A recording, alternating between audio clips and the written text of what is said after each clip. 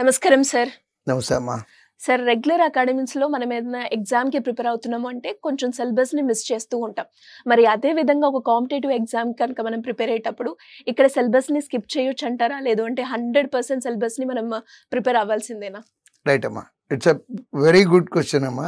ఎలా అంటే చిన్నప్పటి నుంచి అలవాటమ్మా మనకి. అవును. టీచర్ దగ్గరికి వెళ్ళి ఎగ్జామ్స్ ముందు ఇంపార్టెంట్ క్వశ్చన్లు పెట్టేవాడిని సార్. ఇక్కడ ఇంపార్టెంట్ క్వశ్చన్ అంటే మీనింగ్ ఏంటంటే, పిల్లవాడి మీనింగ్ ఏంటంటే,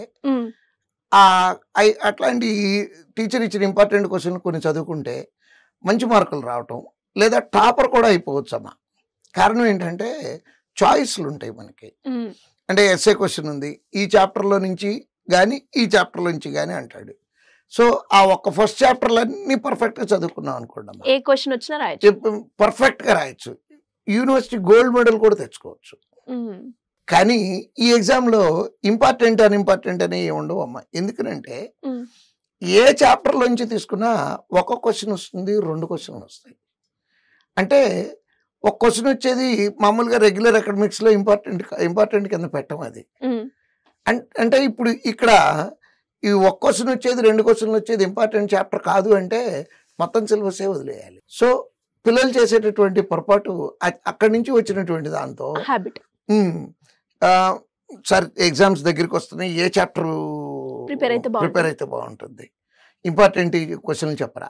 అసలు అట్లాంటిది ఉండదమ్మా. ఎందుకంటే 100% సిలబస్ కాలేజీల్లో కోచింగ్ సెంటర్లో చెప్పాలి. చెప్పినటువంటి సిలబస్ పిల్లవాడు కూడా 100% ప్రిపేర్ అవ్వాలి. చాయిస్ తీసుకోవటానికి ఎట్టి పరిస్థితుల్లోనూ వీల్లేదు.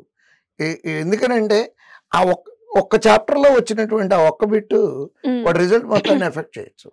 ఇప్పుడు కాలేజీలో చదువుకునేటప్పుడు 100 మార్క్స్ కనుక్కున్నాం, 99 వచ్చినాయి అనుకోండి, డిఫరెన్స్ ఏం రాదు. టాపర్గా మిస్ అవ్వచ్చేమో కానీ 100 మిస్ అయ్యామని ఫీలే కానీ నథింగ్ విల్ హ్యాపెన్, నష్టం ఏమి జరగదు. అదే ఈ కాంపిటేటివ్ ఎగ్జామ్లో అనుకోండి అమ్మా, 1 మార్క్ కాదు 0.25 మార్క్స్ కొన్ని వేల మంది ఉద్యోగాలు పోగొడుతుంది.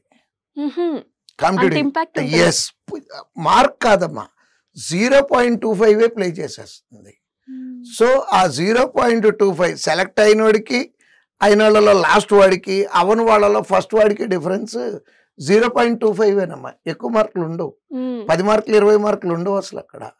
ఓన్లీ జస్ట్ అంటే ఆ నైఫ్ ఎడ్జ్ లాగానే ఉంటుంది అది. అది రాకూడదు అంటే 100% సిలబస్ చదివి తీరాల్సిందే. ఏ సబ్జెక్ట్ అయినా సరే, ఈ సబ్జెక్ట్లోనా ఆ సబ్జెక్ట్లోనా దాంట్లోనా, ఆల్ సబ్జెక్ట్స్ 100% సిలబస్ చదివితేనే కాంపిటేటివ్ ఎగ్జామ్లో సక్సెస్ అవుతారు. అంటే సార్, ఇప్పుడు మీరు అన్నట్టుగానే కాంపిటేటివ్ ఎగ్జామ్కి ప్రిపేర్ అవుతున్నామంటే దాని మీద టైం ఇన్వెస్ట్ చేయాలి అని చెప్తారు. అంటే చాలా మంది కూడా ఇంతసేపు చదివినాం కానీ రిజల్ట్ రాలేదు అని అంటూ ఉంటారు కదా. ఆ టైం మేనేజ్మెంట్ చేసుకుంటూ మనం ఏ విధంగా చదివితే రిజల్ట్స్ వస్తాయంట? అమ్మా, యాక్చువల్గా దీంట్లో కాంపిటేటివ్ ఎగ్జామ్లో టైం మేనేజ్మెంట్ రెండు సందర్భాలు. ఒకటి ఎగ్జామ్ రాసేటప్పుడు ఎలా మేనేజ్ చేయాలి, రెండోది చదువుకునేటప్పుడు ఎలా మేనేజ్ చేయాలి. ఎగ్జామ్ రాసేటప్పుడు అనేది ఇంకో టాపిక్గా మాట్లాడుకుందాం. బట్ ఈ చదువుకునేటప్పుడు ఎలా చదువుకోవాలి? సో సొంతగా చదువుకున్నా లేదా ఏదైనా కోచింగ్ సెంటర్కి వెళ్ళినా సరే, ఫస్ట్ ఒక సిలబస్ అంటూ ఉంది దానికి. ఆ సిలబస్లో ప్రతి చాప్టరు థరోగా చేసుకురావాలి. అంటే ఫస్ట్ చేయాల్సింది టైం గురించి ఆలోచించకూడదమ్మా, యాక్యురసీ గురించి ఆలోచించాలి. అంటే కాన్సెప్ట్ పర్ఫెక్ట్గా నేర్చుకోవాలి. అంటే ఇక్కడ కాంపిటేటివ్ ఎగ్జామ్కి కావాల్సింది 2 విషయాలు, స్పీడ్ ఒకటి, యాక్యురసీ ఒకటి. ముందు యాక్యురసీనే మీదే ఫోకస్ పెట్టాలి. అంటే 100 బిట్లు ఉంటే 100 చేయటం రావాలి అనుకొని సబ్జెక్ట్ నేర్చుకోవాలి. ఈ సబ్జెక్ట్ నేర్చుకోవటం అయిన తర్వాత అదే క్వశ్చన్లని పదే చేస్తే చేతికి స్పీడ్ వస్తుందమ్మా. అంటే ఆ టైం మేనేజ్మెంట్ అలా తీసుకోవాలి తప్పించి బిగినింగ్లో కనుక మనం టైం మీద కాన్సన్ట్రేషన్ పెడితే యాక్యురసీ పోయి నెగిటివ్ మార్కులు అట్రాక్ట్ అయిపోతాయమ్మా. సో ఆ ఎగ్జామ్లో అలా చేయాలి. చదువుకునేటప్పుడు 4 సబ్జెక్టులు ఉన్నాయి. ఇక్కడ సంవత్సరాల తరబడి, గంటల తరబడి, రోజంతా 24 గంటలు చదవాలి అట్లా ఏం అవసరం లేదమ్మా. ఓ ప్లాన్ ప్రకారం ఒక 4 నెలల టైం పెట్టుకొని, ఇదిగో ఇంత సిలబస్ ఉంది, దాంట్లో ఇన్ని చాప్టర్లు ఉన్నాయి, కరెక్ట్గా 2 చాప్టర్లకు ఈ వారంలో ఈ సబ్జెక్ట్లో ఈ చాప్టర్, ఈ సబ్జెక్ట్లో ఈ చాప్టర్, ఒక ప్లాన్ తయారు చేసుకొని, అంటే సొంతగా చదువుకునేవాళ్ళు. అదే కోచింగ్ సెంటర్కి వస్తే వాళ్ళు ఎలా చదవాలి అనేది మేము డే టు డే చెప్తాము. కాకపోతే ఒకటేంటంటే ఈ పిల్లలు ఇక్కడ చేసే మేజర్ మిస్టేక్ ఏంటంటే ఆ 2 చాప్టర్లు అయిన తర్వాత చదవటం స్టార్ట్ చేద్దాంలే అనుకుంటాము.